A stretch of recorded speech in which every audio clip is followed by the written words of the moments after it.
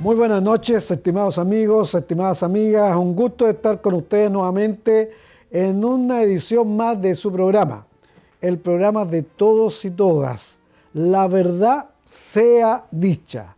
Un programa que busca conversar, informar, educar, compartir opiniones respecto de diversos temas de carácter comunal, regional, nacional, que tienen que ver con la vida de todos y cada uno de nosotros. Así que un agrado de estar partiendo nuevamente este programa. Tenemos a nuestra distinguida animadora oficial, comentarista analítica, política, social, candidata, es candidata. Tenemos muchas definiciones para recibir a la señora Jessica Flores. ¿Cómo está, señora Jessica Flores? ¿Dónde está? En alguna parte del mundo, pero pronto por regresar a Concepción, mañana, si Dios ya permite. Buenas noches a todos, a cada uno de ustedes por recibirnos un día más en sus casas y, por cierto, informarles del acontecer, de lo que está ocurriendo, de la lucha que hemos dado por años con Ulises en los temas de corrupción que hoy día se han tomado la agenda país. No solo temas de seguridad, que es lo más importante, sino que también, en segunda instancia, la corrupción. Así que tenemos harto para conversar. Así es, estimada Jessica, y también nos acompaña alguien que ya es parte de la casa, un profesor, historiador, perteneciente a un grupo de élite, un hombre que está ligado a la Universidad de Concepción, a un grupo de estudios europeos, un profesor agradable, simpático, conocedor de la historia. Me refiero a don Sergio Sepúlveda. Don Sergio, bienvenido a nuestro programa, pues a su programa. Muchas gracias, don Ulises. Jessica, un gusto saludarte, y a todos los que están en la casa, un gusto también verlos y que nos escuchen semana a semana. Así es. Qué honor, Sergio, qué honor. Qué honor, es un honor realmente tener a don Sergio. Es un honor tenerte en el plató ahí, al lado de don Ulises Sepúlveda. Es un honor, realmente. Es que él le agrega el elemento objetivo de esta conversación. Los datos, la historia. Bueno, hoy día vamos a tener conversación interesante. Vamos a tocar también en algún minuto nuestra sección que tiene que ver con nuestro querido Liceo Enrique Molina Garmendia, que cumple 200 años. Ya vamos a hablar de eso, porque me han llamado muchos ex compañeros del liceo, profesores, ex profesoras, ex inspectores, en fin, que han visto el programa y que les interesa y dicen cómo podemos participar. La realidad es que nosotros estamos difundiendo esto y ya lo vamos a conversar, pero no somos organizadores de nada, estamos apoyando la causa para que tenga la relevancia la celebración de los 200 años de fundación del Liceo Enrique Molina Garmendia. Este año, el 8 de agosto, ¿no es cierto?, se cumplen los 200 años de fundación. Así que, señora Jessica, usted ha tocado un tema iniciando esta conversación que tiene que ver con lo que se ha tomado la agenda noticiosa, uno de los temas, que es la corrupción y cómo se han ido denunciando hechos donde se involucra a alcaldes de comunas que son comunas que no tienen mucho presupuesto, Jessica, y es más lamentable todavía que se vean involucradas las autoridades de esas comunas en hechos de corrupción, de cohecho, que involucran finalmente una mala utilización de los recursos que son de todos. Y eso es gravísimo y es un tema que nosotros hace tiempo que estamos dando una batalla por ir transparentando estas cosas. Hemos denunciado muchas cosas respecto de esta cuestión. Y bueno, hoy día efectivamente con mucha atención estamos siguiendo estos casos, que la base se repite, da la impresión que la vulnerabilidad del sistema municipal, Jessica, Sergio, estimados televidentes, se encuentra precisamente en la facultad que tienen los municipios de hacer licitaciones.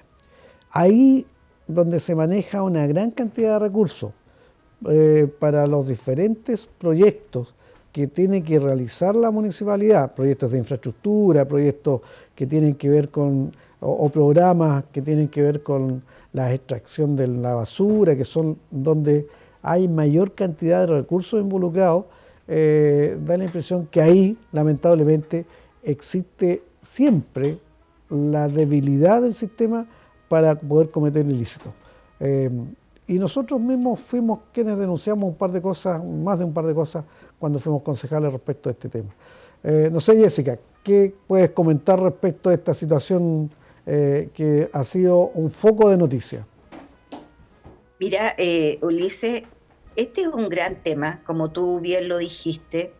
En los procesos de licitación es donde está la mayor debilidad. ¿Por qué está la mayor debilidad en los procesos de licitación?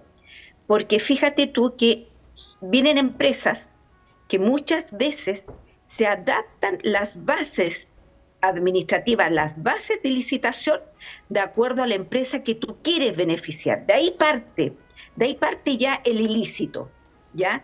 Es decir, viene una empresa X que está dispuesta a sobornar, a pagar una coima, y se le preparan las bases de licitación de acuerdo a esa empresa. Ahí empieza todo. Lo que hoy día está ocurriendo en la comuna de San Ignacio, Ñiquén, es precisamente esto: soborno cohecho en los procesos de licitación. Si bien es cierto, hoy día está en pleno proceso reservado, investigándose, sin embargo, están detenidos el alcalde y toda su plana mayor, desde jefe de gabinete, en fin, directores jurídicos, no sé, muchos profesionales, directivos, digamos, de confianza del alcalde, que estarían implicados en estos hechos. Ahora, ¿sabes a mí lo que me preocupa de esta situación? Es dónde está el consejo, dónde están esos concejales que por derecho tienen que fiscalizar en todos los municipios. Son, digamos, donde se instala de acuerdo a la ley, la normativa vigente, el derecho que tienen los concejales de fiscalizar la administración del alcalde de turno. Cuando el alcalde, en este proceso de que los concejales de alguna manera no se metan en coadministrar o en fiscalizar, empiezan los problemas. ¿Y cómo empiezan los problemas? Nosotros lo vivimos, Ulises. O sea, esto no es nuevo para nosotros. Empieza el alcalde con ofrecerle cositas a los concejales. Oye, te contrato a tu señora, a tu pareja, a tu cuñado, y si no se puede aquí, te lo contrato en la municipalidad de al lado, ponte tú en Coronel, donde está la pareja del alcalde de Chehuayante trabajando y la pareja del alcalde Coronel está trabajando en Chehuayante. Y así empiezan los favores. Y esos favores empiezan a envolver a los concejales. Y por cierto, tú no vas como concejal, si el alcalde te ha hecho un favorcito, no lo vas a ir a fiscalizar, por cierto. Entonces empieza la corrupción. Desde ahí, desde la labor que deben ejercer todos los concejales en derecho, porque se venden por un puestito, por un tema político. Oye, te hago un favorcito, oye, que quiero meter a mi sobrina, que mi señora no tiene pega, en fin.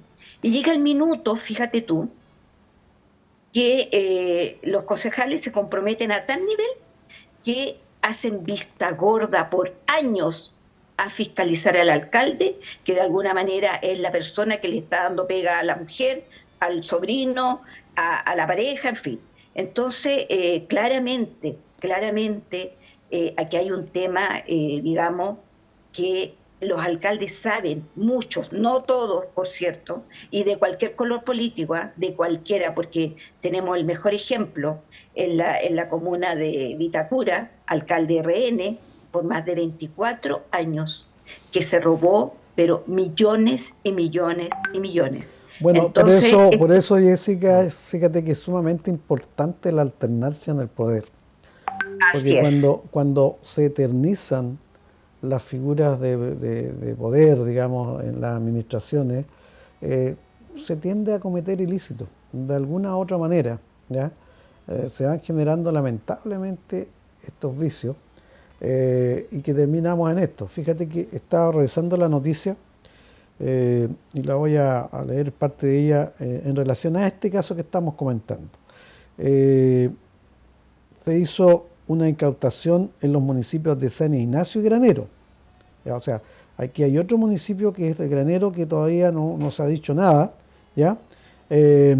Porque el fiscal decretó secreto de la investigación, por lo tanto no existe información ni detalles que los medios puedan informar respecto de esto. Lo que sí está claro es que a la fecha, y según el persecutor, ¿ya? En este caso sería el fiscal, mediante una investigación que incluyó la interceptación de teléfonos, seguimiento, se logró detectar que los imputados se concertaron para adjudicar irregularmente procesos de licitación de cuentas bancarias de la Municipalidad de San Ignacio y otras reparticiones comunales. Entonces, fue formalizado por fraude al fisco, falsificación de instrumento público, malversación de caudales públicos al alcalde. Un funcionario fue formalizado por fraude al fisco y cohecho.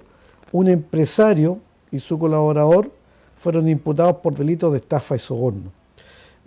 Dice además que se trata de ilícitos que se habrían perpetrado en el marco de procesos de licitación de cuentas bancarias realizados al interior del municipio durante el año 2022. Entonces, aquí hay una mezcla siempre, una combinación que debería ser virtuosa, pero que se transforma en una combinación peligrosa, que es cuando el privado hace estos contubernios, finalmente terminan siendo contubernios, con lo público, ¿ya? Y empieza entonces el empresario, en este caso, a repartir parte de lo que ha recibido para ser beneficiado con la licitación. Esto se ha visto no ahora, esto se viene repitiendo en muchos municipios, y muchos, lamentablemente hay que decirlo, en que se da esta situación, se da. Y lo más lamentable es cuando sucede en los municipios que tienen menos recursos, porque los recursos que deberían ser utilizados para los habitantes de ese municipio, de esa comuna, son definitivamente desviados hacia el bolsillo de estos delincuentes, finalmente, porque esos delinquen, por lo tanto son delincuentes, ¿ya? Que no tienen ningún problema en hacerlo, porque se les abre el apetito y les crece el colmillo, da la impresión que cuando llegan a los municipios empiezan a pensar no cómo lo hacemos para administrar mejor los recursos para los habitantes de nuestra comuna, cómo lo hacemos para usar las estrategias para robar, ¿ya? Es una cuestión absolutamente increíble de la falta de probidad que existe y que cada vez pareciera que ha ido aumentando. Qué bueno que las instituciones estén funcionando, qué bueno que hoy día se esté limpiando y detectando estas situaciones para que por una vez por todas los sistemas funcionen como deben funcionar. Yo no sé cuánto se cuantifica, Jessica, déjame para terminar solo con esto. No tengo yo conocimiento de la cuantificación del total de recursos públicos que hoy día podrían estar siendo malversados o lícitamente robados de los municipios, en este caso en particular. ¿Para qué vamos a hablar de otros estamentos que siempre se ha hablado de irregularidades, sobre todo en las grandes licitaciones? Pero eso hoy día no existe una cuantificación. Existen muchas denuncias que no llegan a buen puerto porque hay una tramitación muy larga, y nosotros lo hemos vivido con muchas de las denuncias que hicimos, que llevamos 4 años y recién hoy día nos han estado llamando para ir a declarar respecto de situaciones que hemos denunciado hace muchos años. Entonces, esto es una cosa realmente que está en la tiniebla, Jessica Flores. Fíjate, Ulises, que tú has dicho algo, las instituciones no siempre, bueno, estamos viendo con el nuevo fiscal nacional, el señor Valencia, que se le está dando mayor importancia a estos delitos de los municipios. Que por cierto, tú sabes que nosotros hemos puesto querella y no pasa nada, absolutamente nada con el alcalde de Chihuayante. Y ahí está durmiendo el sueño de los justos. Yo espero de verdad, porque convengamos que las instituciones no todas funcionan, y nosotros hemos vivido esa experiencia, porque la Contraloría, como muy bien dijo el diputado Romero, es un perro sin dientes, y que la verdad es que los alcaldes se ríen, porque hacen convenio con la Contraloría, pero ese convenio que a ellos les conviene, y no pasa nada, porque cuando llega el minuto que la Contraloría debiera ser el ente más importante, primario por excelencia, para fiscalizar, y sobre todo a los municipios donde está el mayor poder de corrupción, fíjate que no lo hace, o sencillamente lo hacen como a media, o como tibiamente, o como para no hacerle daño al alcalde de turno de acuerdo al color político, porque el rigor de la ley, yo he visto con municipios de derecha, por ejemplo, el mejor ejemplo, la Karen Rojo, en Antofagasta, hoy día arrancada de Chile para no cumplir la pena de 5 años y un día, ¿ah? Y por haber ocupado recursos municipales para ella, para su campaña política, en un contexto de una empresa que de alguna manera le ayudaba a ella a expresarse, y marketing y todo aquello. Y fíjate que no esperaron el juicio de cuentas, ella inmediatamente, fiscalía, y la condenaron. Acá tenemos el mismo ejemplo del alcalde de Chihuayante, que ocupó más de 18 millones con recursos municipales para su campaña política del año 2016. Hay 2 querellas, una ya murió, la segunda, la juez de turno quiere cerrarla, y no hay movimiento, no hay culpable, y así pues. Entonces parece que los pitutos funcionan muchas veces, y la Contraloría, por cierto, tampoco encontró único culpable de haber ocupado estos recursos municipales al alcalde de Chihuayante, don Antonio Rivas, y no le pasó nada. Y por cierto, el juicio cuenta que tiene que devolver los recursos, duerme el sueño de los justos.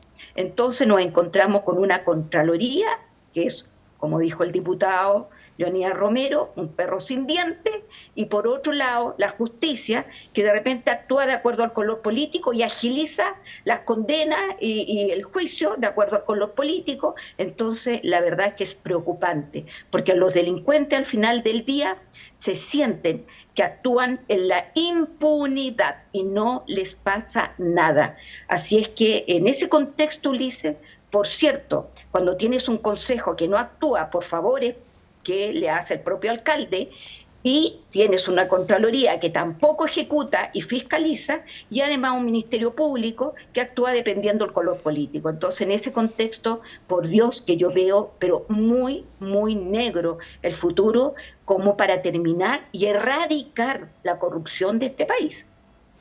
Bueno, aquí tenemos este caso que estamos comentando, y si nos vamos un poquito más hacia el norte, vamos a llegar a Santiago, y tenemos la famosa compra frustrada de la ex clínica Sierra Bella, ¿ya? Donde hoy día aparece la directora de salud diciendo que tenía pleno conocimiento que el precio estaba abultado.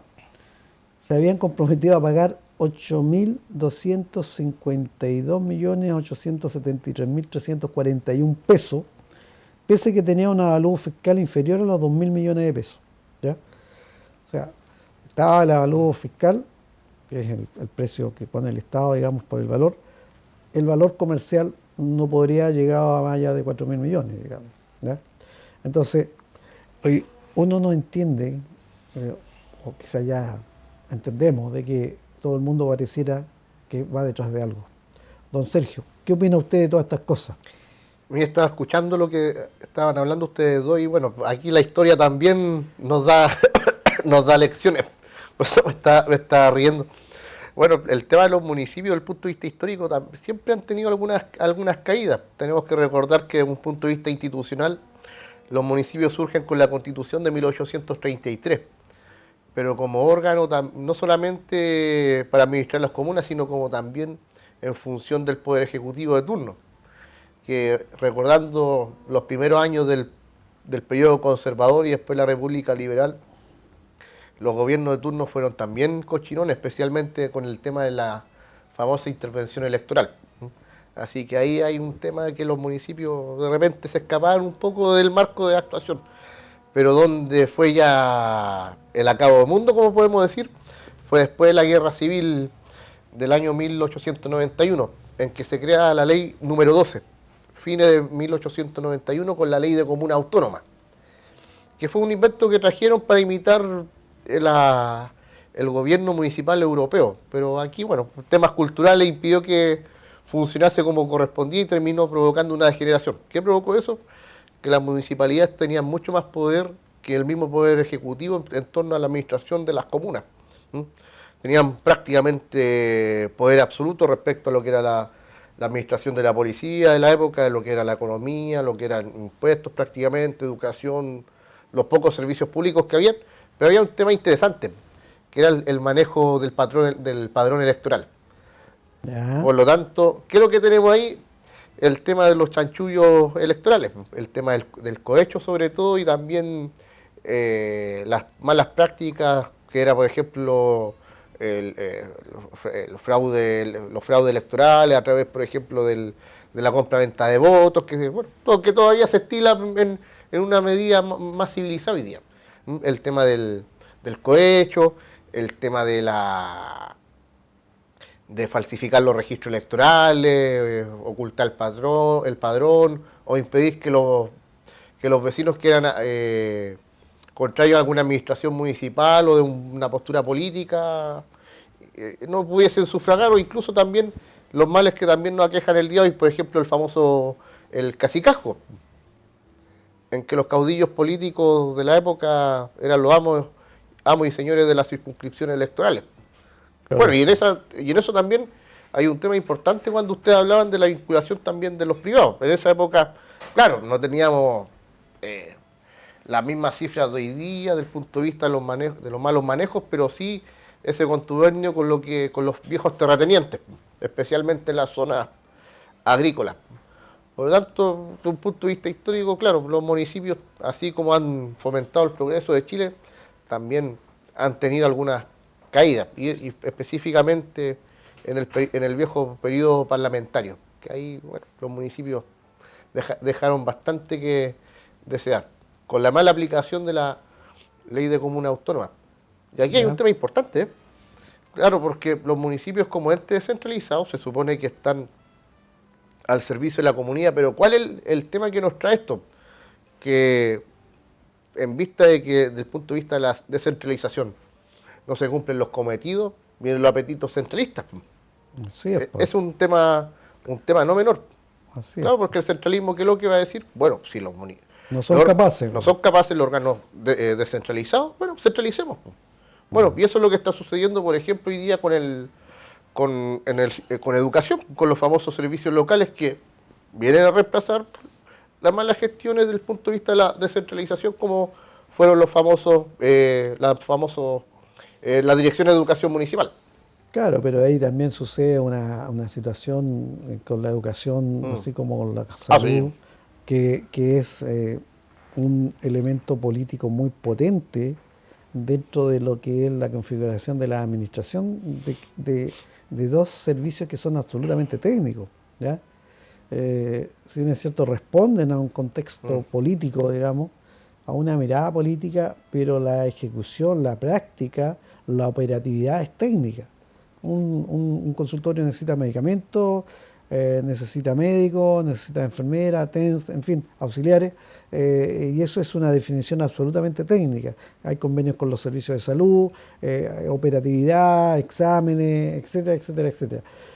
¿Y qué pasaba con la educación muchas veces? Y pasa todavía, lamentablemente, en muchos municipios. ¿Quién era el director de educación municipal? El que se la jugó en la campaña política, pues el que salió a cartillar, el que era el amigo del alcalde o alcaldesa de turno, y la idoneidad profesional, el conocimiento, pasaba a un segundo o a un tercer plano, ¿ya? Y ahí está muchas veces un alto porcentaje de responsabilidad en los malos resultados administrativos que han habido en los municipios, porque en muchos DAENS, ¿ya? Tenemos aquí varios. En Talcahuano fue muy complejo el tema, por ejemplo, por nombrar uno, de la administración tanto de educación como de salud. Está en cuestión con personas, digamos, que también han sido condenadas respecto de que se acreditaron, digamos, que ellos se apropiaron de recursos, en el tema educacional, y en el tema de salud también hay un tema equivalente. Entonces, ¿por qué? Porque ¿dónde están las unidades de control? ¿Ya? Y ahí es donde está el problema, ¿ya? Entonces, claro, hoy día se crean estos famosos servicios locales de educación, que yo, cuando fui concejal, nunca estuve muy de acuerdo con esto en sí, en la génesis, porque encontraba que iba a ser más de lo mismo. Incluso peor, iba a estar más alejado de la realidad, dado que va a estar centralizado, y volvemos al centralismo, dentro de la región, ¿ya? En el caso del Servicio Local de Educación de Concepción al Andalién Sur, hoy día, funciona con 4 comunas que fueron traspasadas: Hualqui, Chihuayante, Concepción y Florida.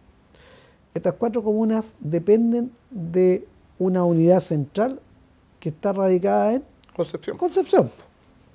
¿Ya? Por lo menos antes, para bien o para mal, los DAEN estaban en cada comuna y había una proximidad respecto de la gestión.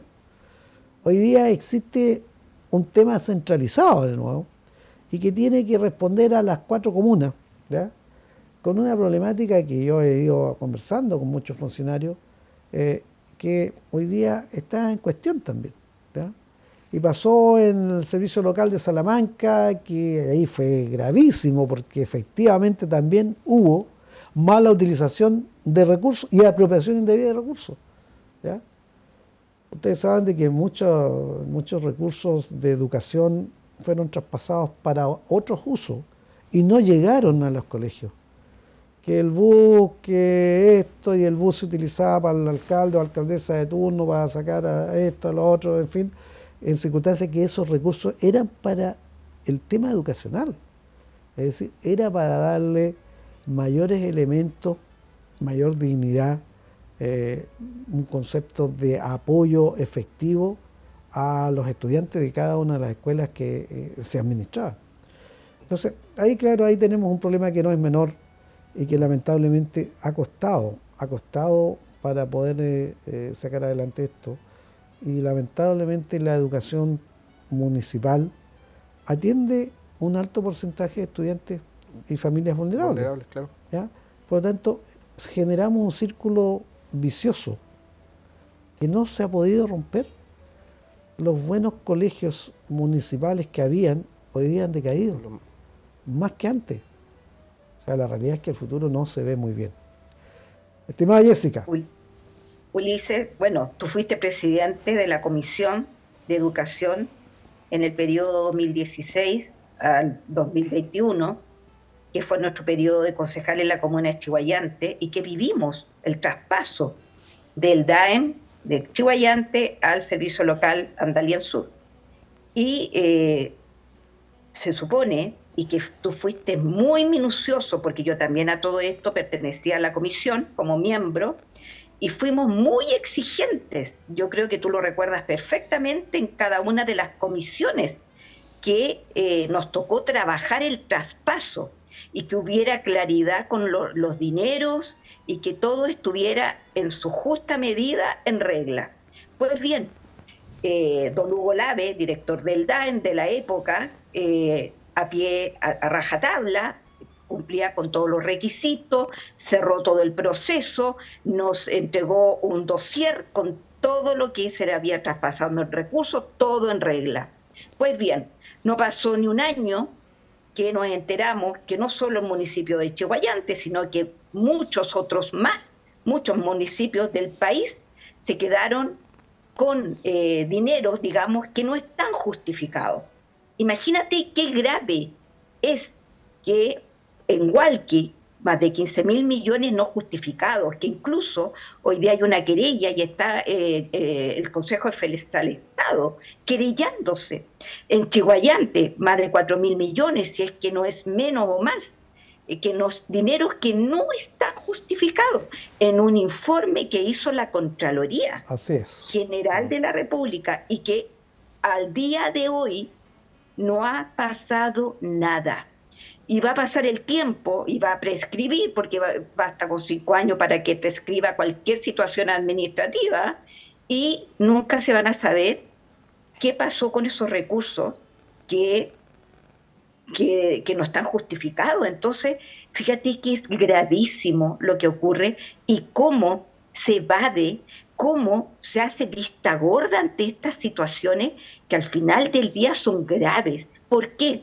Porque 4.000 millones que se le restaron a los niños durante no sé qué periodo y que no se justificaron. ¿Dónde están esos recursos que no están justificados y que no llegaron a los niños y niñas y adolescentes de la comuna o de cada comuna del país? Entonces, la verdad es que seguimos avalando la corrupción, seguimos haciendo vista gorda o evadiendo la corrupción y no, yo no me meto ahí porque si no, la verdad es que voy a tener problemas, voy a quedar como un tipo problemático, una tipa problemática o loca, como muchas veces nos dijeron, y la verdad es que en la impunidad absoluta. Entonces, claramente, Ulises, cuando se trata de la educación, cuando se trata de sacar dinero, extraer dinero o robarlo lisa y llanamente a la gente que más lo necesita, sobre todo en el contexto de educación, la verdad es que no tiene nombre, es gravísimo. Y que ocurra de verdad y sin ningún costo, porque hasta el minuto ha habido costo cero con estos dineros no justificados, es peor aún, porque das una señal de que aquí se puede robar en la absoluta impunidad y no te pasa nada. Chip libre a los delincuentes, y la verdad es que eso es gravísimo, si damos esa señal. Así es, pues, señora Jessica. Esa es una muy mala señal y lo hemos advertido, lo hemos dicho, lo hemos comentado en los programas anteriores, de la relevancia que tiene dar buenas señales como país.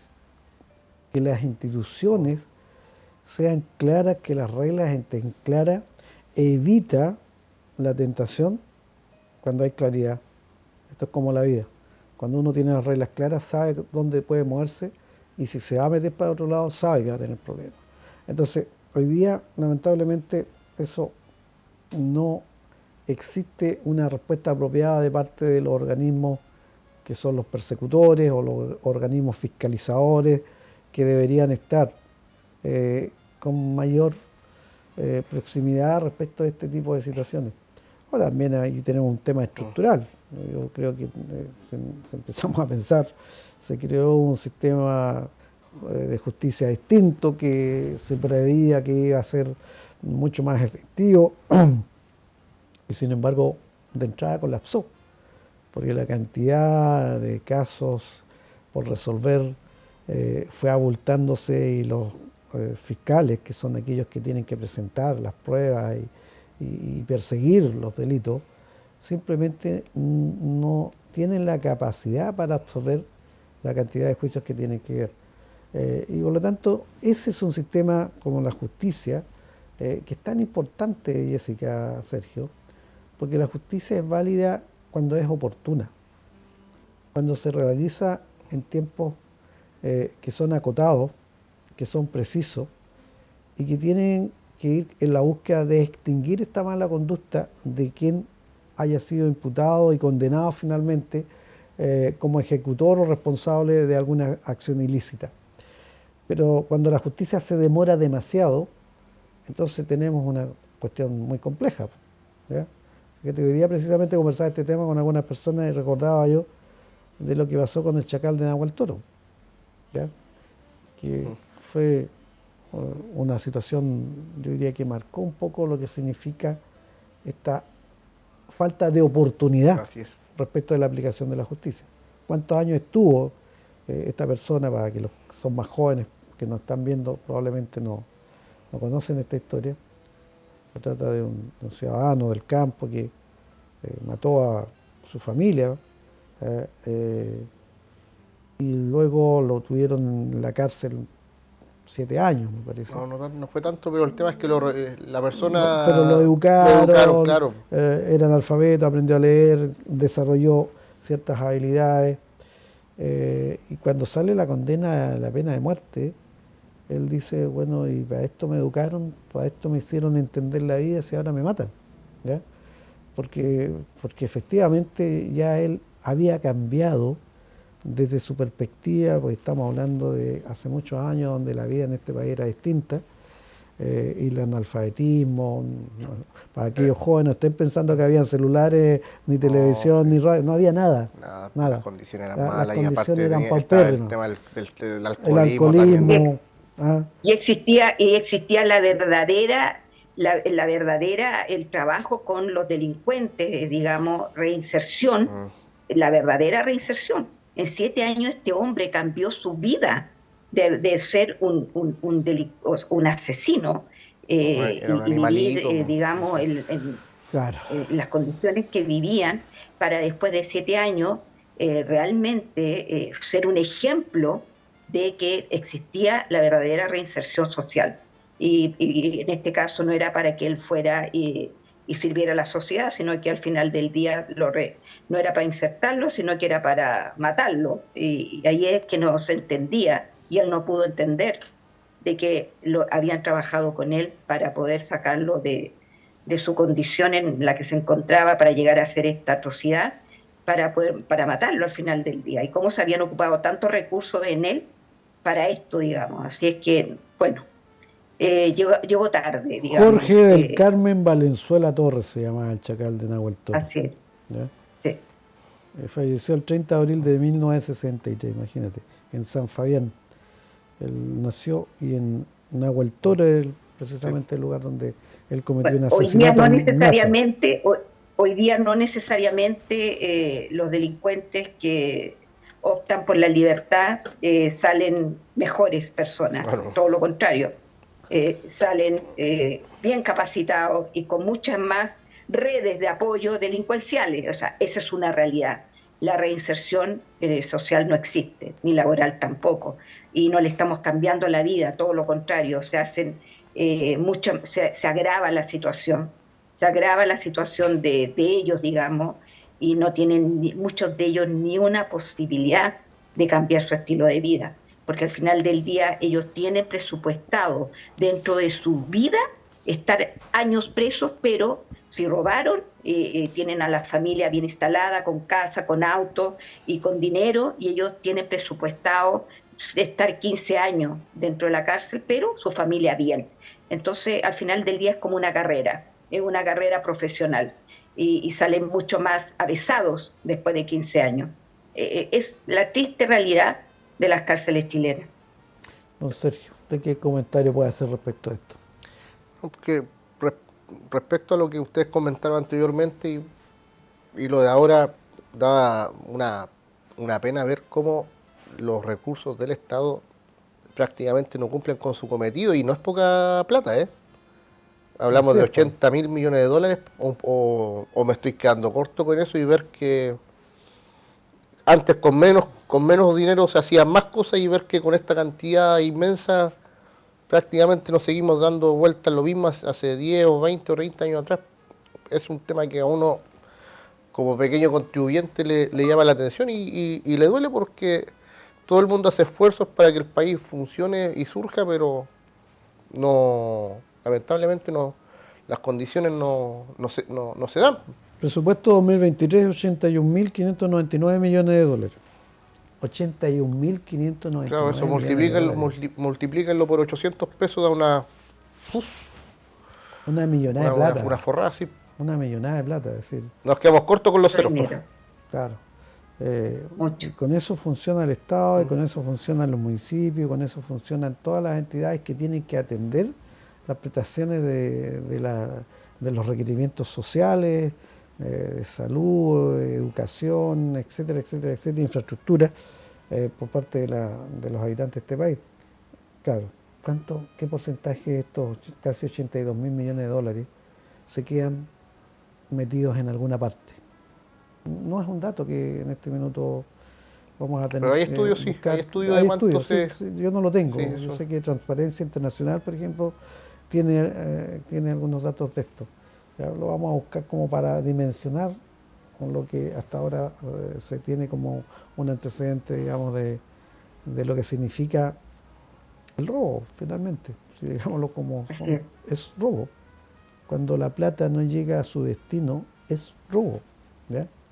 Y eso pasa en este país, nuestro querido Chile, que hay individuos que ocupan cargos y se roban la plata de todos.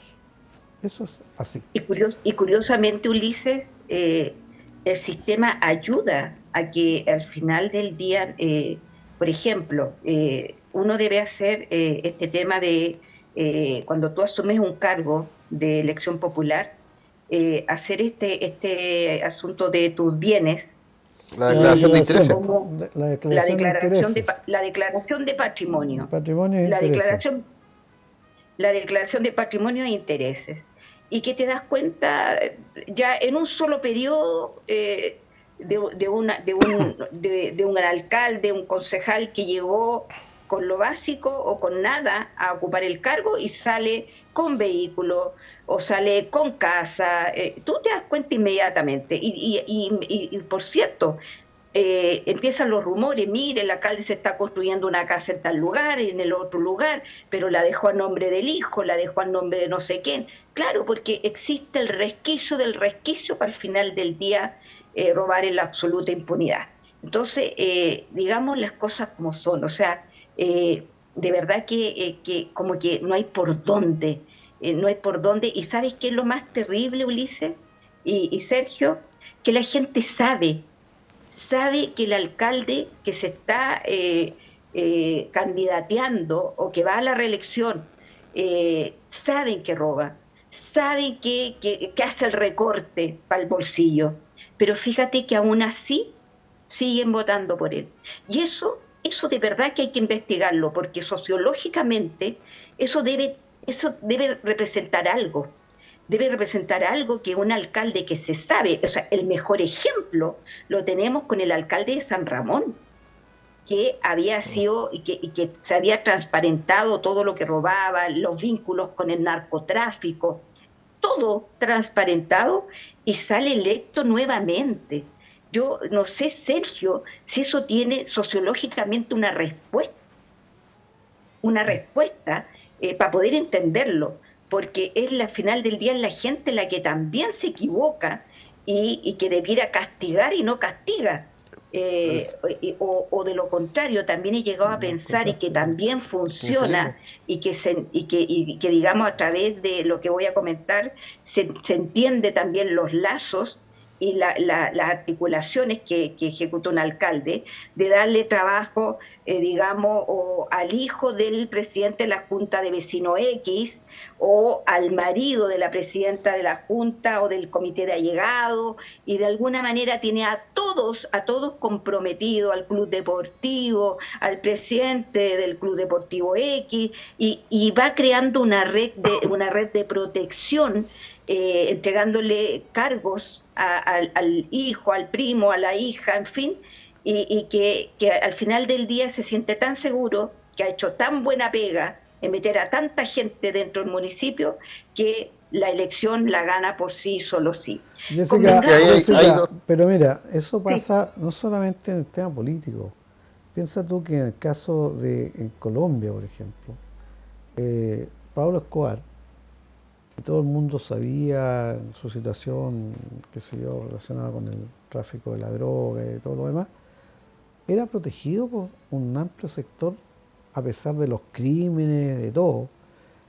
Uno puede ser una mezcla de miedo, pero también había ahí una dependencia de quien entrega la ayuda, porque aquí lamentablemente se genera este clientelismo, Eso, ¿ya? esa es la Este palabra. clientelismo político, que lo hacen todos, Jessica Flores. Aquí Yo, lamentablemente Sí. transversalmente, es transversal. Quien tiene el poder empieza a buscar a sus clientes que van a ser los que lo van a sostener eh, durante toda su carrera política. Y aquí uno ha visto que los clientes se van con el patrón o con la patrona, ¿ya? Porque cuando el patrón o la patrona salta de ser un alcalde o alcaldesa a un cargo como parlamentario o un cargo en otra, se lleva todo su equipo, ¿ya? así es. Y el equipo sigue funcionando con la misma mecánica, con la misma lógica, ¿ya? Que han venido haciendo porque le da resultado, po, ¿ya? Entonces, y la gente y las personas, un alto porcentaje se acostumbra a esto porque de alguna manera recibe la recompensa, ¿ya? Y lo queramos o no, eh, todos quieren ser amigos del alcalde o la alcaldesa o del parlamentario, pues si esto es una cuestión de carácter sociológica, es decir, sacarse la foto, ser amigo, asistir a la invitación de la comida, de la celebración de esto, de lo otro, y sentirse importante, ¿no? Es una A cosa, buen árbol, buena sombra. claro, claro. Eso es un fenómeno que se da y que es muy bien aprovechado por los políticos avesados, digamos, que tienen esa capacidad de capturar y que ellos da la impresión que en su forma de ver la vida son muy pragmáticos, ¿ya? En que los valores no existen y esto es como el todo vale, ¿ya? Eh, Estamos hablando del concepto de todo está permitido, Claro, eh, el ¿ya? relativismo moral, pero Exactamente. y ético. Y ético, po, ¿ya? Hoy día ya no tenemos límite en eso. Ya la ética no, no funciona. Esto, no sé, pues como cualquier profesional que trabaja en un lugar y que además hace negocio en el mismo lugar, digamos, la cosa no. Yo creo que ahí, yo creo que ahí, digamos, hay un tema bueno, que nos golpea hoy día y que es parte de lo que se ha ido instalando como válido, ¿ya? Se ha ido instalando como válido, eso es así. Entonces cuando alguien empieza a pelear contra estas cosas es como efectivamente se transforma en un Quijote, porque está Sí, peleando contra lo instalado, po, contra lo así validado, es. O en un paria. claro, o un paria, exactamente. Entonces finalmente termina todo el mundo diciendo, oye, pero ¿para qué pierdes el tiempo en esto? Sí? Mira todo lo que has hecho y no pasa nada. Así es. Si esto es así, y va a ser siempre así, ¿ah? Esto funciona así, y no te desgastes porque esto va a ser así. Bueno, eso es un poco la cultura que yo creo que hay que ir rompiendo para que podamos avanzar como país. Los países que han logrado ir superando este tema de la corrupción, del fraude, de la mentira, son los países que han ido avanzando, estimados televidentes. Son los países que son capaces de dar un paso que va un poco más allá en todo sentido, ¿ya? Ahora, esto parte desde abajo, parte desde el núcleo principal que es la familia. Si en este país nuestras familias no se preocupan de formar bien a sus hijos e hijas, que son los que van a tener que tomar el bastón de la conducción de este país en algunos años más, el futuro que tenemos va a ser muy complejo, ¿ya? Porque cuando el relativismo se apodera de la forma de vivir, de actuar, de operar, en que todo se relativiza, no, pero ¿cómo si pero ¿por qué te complicas si esto no perjudica tanto? Si Claro, esto... el mismo tema de exigir derechos y no cumplir con los deberes mínimos que uno pide. Ulises, fíjate que curiosamente tenemos un caso, el caso que denuncié junto al diputado Leonidas Romero, de una funcionaria de la DAS que coloca una tutela laboral porque la habían desvinculado por, digamos, según ella, discriminación política. Y ella relata dentro de la tutela laboral, y esto está en manos de la Contraloría, y la Contraloría está haciendo una pequeña investigación ahí que yo espero que, porque luego viene la querella, después de esa investigación nos vamos a querellar. Y ella relata dentro de la querella cómo se le da un trabajo y apenas se le entrega el trabajo, paralelamente, estábamos en periodo de elección, a ella la empiezan a reclutar, no solo para que trabajara y trabajara muy bien para la comuna y para los chihuayantinos, sino que para la campaña que en ese minuto se estaba llevando a cabo, que era la de alcalde, después la de diputado y consejero regional, y ella se le pedía dinero, tenía que poner dinero para la campaña de los candidatos, tenía que comprar entrada para el mate criollo, tenía que ir a los banderazos y todo esto era obligación. No era que no dijera, no, perdón, yo vengo a trabajar, pero políticamente yo no voy a participar en nada. No, tenía la obligación porque se le había dado pega. Entonces, ahí tienes tú la primera señal de cuánta gente entra a los municipios que al final del día se vuelven operadores políticos y que, bueno, como ocurre en Chihuayante, que se abrió la planta de funcionarios y que la mayoría, en su totalidad, la mayoría de esos funcionarios que fueron llamados a concurso, que no quedó ninguno que viniera de fuera, sino que siempre se ganaron los concursos los que estaban dentro, y que por cierto ahora hay otro llamado a concurso y que ya me entregaron el listado, Ulises, y tengo que comentártelo, ya me entregaron el listado de las personas que se van a adjudicar los cargos, o sea, así de terrible, cómo se le engaña a la gente, cómo se les dice vamos a llamar a un concurso y tú haces que la gente compre las bases, vaya a buscarlas, o yo no sé si se venden, en realidad a lo mejor me equivoco, vaya a buscar las bases, participe, gaste su tiempo, cuando saben que no van a quedar, saben los que están armando el concurso que los cargos ya están listos. Entonces, eso molesta mucho porque al final del día, ¿quiénes quedan en los cargos? ¿Quiénes quedan? ¿Queda gente capacitada técnicamente?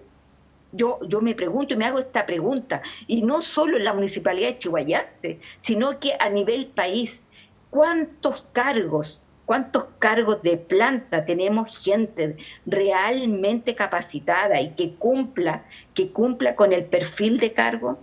Yo de verdad que, bueno, como todos los llamados concursos, por cierto, incluso de alta dirección, que hoy día justamente leía, fíjate, de que la mejor niñez hoy día tiene un consejo de expertos. Y uno de los consejeros expertos en niñez, digamos, elegido por alta dirección pública, tuvieron que removerlo del cargo porque llegó a una capacitación o a una reunión bebido, digamos, alcoholizado, En estado de y que había intemperancia. hecho, exacto, y que había hecho algunos destrozos. Entonces tú dices, perdón, un consejo de expertos donde eliges a los mejores, porque la niñez, convengamos que está en el suelo, y tú tienes este tipo de situaciones, entonces no estás eligiendo a los mejores. Bueno, O sea, claramente, sino Jessica, que todos estos cargos son políticos y transversalmente lo hace la derecha, la izquierda, el centro, y ese es un pero hecho de la mira, causa. Jessica, esto lamentablemente viene incluso desde dentro de los partidos políticos. Porque las Lógico, prácticas de los partidos políticos, ¿cuáles han sido? Que yo veí muchas. El señor X empieza a incorporar al partido político una cantidad de personas que las hace firmar, ¿no es cierto?, la ficha de afiliación, que no están en ningún partido político, por lo tanto pueden adherirse, pero que no tienen ningún compromiso salvo que la persona los invita y están comprometidos con él. Entonces el señor X, al momento de haber elecciones internas, se posiciona con una cantidad de votos. Y él se la juega para ser electo con esos votos, que lo único que hacen estos militantes es ir a votar y nada más. ¿Ya? O va a negociar frente a otra instancia con su cantidad de votos en el bolsillo y decir: yo tengo tantos votos, ¿qué gano yo con apoyarte? ¿Ya? Esas prácticas vienen desde los partidos políticos, lamentablemente. Y eso se ha transferido hoy día para toda la esfera pública, permeando precisamente la probidad, ¿ya? Que es lo más grave. Entonces, tenemos una situación en que empiezan a aparecer estos hechos de corrupción, de cohecho, de colusión, ¿ya? Porque también puede existir esto, no solamente en el mundo privado, ¿ya? Y bueno, es lo que está pasando hoy día. Pues si esto se ha transferido, ¿por qué? Porque no existe un aparato fiscalizador que sea duro y que la persona que va a estar expuesta o que va a hacer esto diga: no, la realidad es que pucha, no. ¿Qué es lo que dicen todos? Dale nomás, el sistema, no, si cuándo te van a pillar. ¿Tú crees que te van a pillar? ¿Ya? No, dale nomás. ¿Ya? Y lamentablemente estas prácticas se han hecho transversales no solamente en el mundo público, también en el mundo privado. Respecto de muchas situaciones, sobre todo en el mundo privado, que tienen que ver también con los recursos, y que tienen que ver con no pagar los impuestos, que tienen que ver con evadir, con eludir, ¿ya? Con esta situación que finalmente es una falta de ética, ¿ya? Porque aquí hay un alto componente de compromiso personal en este tema. Chuta, Jessica, se nos está acabando el tiempo, así que vamos a tocar en un minuto o 2 minutos Sergio Sepúlveda, nuestro Liceo Enrique Molina, lo dijimos antes. Así es. Estamos de aniversario este año. El 9 de agosto del... 9 de agosto del 2023, 9 de agosto de 1823. Así es. ¿Y cómo nace el liceo, Sergio? Buena pregunta en el poco tiempo que nos queda. Antes de empezar, algunas recomendaciones para sacar la información y, bueno, para irla dosificando a lo largo de los programas que tenemos en el futuro. ¿Alguna obra? Muéstrale a la cámara ahí para que se vea bien. Este librito, El Liceo de Concepción, es una obra escrita por un profesor de español de 1915, don Carlos Soto Ayala, que hace una relación histórica desde 1823 hasta 1914, basado en las memorias que se enviaban antiguamente por parte de los rectores al Ministerio de Educación Pública, para que vean cómo era el centralismo en la época. Así que habla respecto a cómo se fundó, referente también a quiénes fueron los rectores, las cátedras que se hacían, incluso algunos temas de vida cotidiana. Así que bastante interesante y lo vamos a ir comentando a lo largo de los programas. Otro libro también que da una visión respecto a la educación en el viejo Concepción, es un clásico también de la historia de Concepción. Historia de Concepción de Fernando Campos Harriet. Este libro fue escrito en los años 70, pero esta es una edición mejorada de fines de los años 80. Y aquí hace un catastro respecto a quiénes fueron los rectores del Liceo de Hombre de Concepción. Bueno, acá el libro tiene hasta la época de don Héctor Rudolph. Ya. Pero hay que agregar también al señor Inostroza, Casanueva. a don Fernando Casanueva. No, Fernando Casanueva, sí. Tiene razón. Pues. Claro, al señor Inostroza, que llegó después sí. A nuestro amigo Sergio Sáez Herrero, a quien le mandamos un cordial saludo. Después señor Morales y después el señor González, que está ahora, ¿no es cierto? González, sí. Claro. Sí. Y bueno, este libro hace un recuento también en un par de capítulos respecto a los establecimientos educacionales y hace mención justamente a la formación del Liceo de Hombre de Concepción. Y este otro, que también vale la pena, y lo vamos a comentar después con uno de los autores, en la Facultad de Ciencias Jurídicas y Sociales de la Universidad de Concepción, 1865-2015. ¿Cuál es la importancia de este libro? Que hace una relación respecto a la formación del curso fiscal de leyes que se creó en 1865 al alero del Liceo de Hombres de Concepción. El curso fiscal de leyes después va a formar lo que es la Facultad de Ciencias Jurídicas y Sociales de la Universidad de Concepción. Por interesante, ¿ah? Sí. Cómo nuestro liceo fue la génesis de muchas cosas que vamos a ir conversando. ¿Por qué tiene tanta importancia este aniversario del gran liceo Enrique Molina? Por nuestra labor silenciosa, nuestro amor y nuestro fervor, está en lo profundo del alma el Liceo de Concepción. Hasta ahí llegamos por ahora. Sí. Estimados televidentes, este ha sido un recuerdo. La próxima semana sí vamos a tener invitados para hablar respecto de nuestro liceo, porque ya vamos a ir creando un ambiente. Y a todos los amigos que nos están llamando, por favor preparen cápsulas porque las vamos a ir pasando en nuestro programa para que vayan saludando los exalumnos de diferentes épocas para crear este ambiente del gran Liceo Enrique Molina, que es parte de la historia de este país. Tú debieras de venir con uniforme la próxima vez, Ulises y Sergio. Sí, la voy a buscar porque tengo por ahí todavía mi insignia guardada. Tengo por ahí la corbata, tengo la corbata todavía, la tengo colgando en el escritorio. Y cuando hice la práctica el año 2009, el curso que me tocó de jefatura, que fue un cuarto medio, el cuarto medio G, me regaló la polera de piqué, blanquita. Así que la vamos a traer para mostrarla. Perfecto. Vamos a ver si me queda. Hay que despedirse, así que despídase nomás porque estamos ya, nos están haciendo señas por todos lados. Terminamos. Buenas noches, nos vemos el próximo viernes, Dios mediante. Que estén muy bien. Chao. Saludos a todos. Nos vemos la próxima semana. Un agrado de haber estado con ustedes. Un abrazo.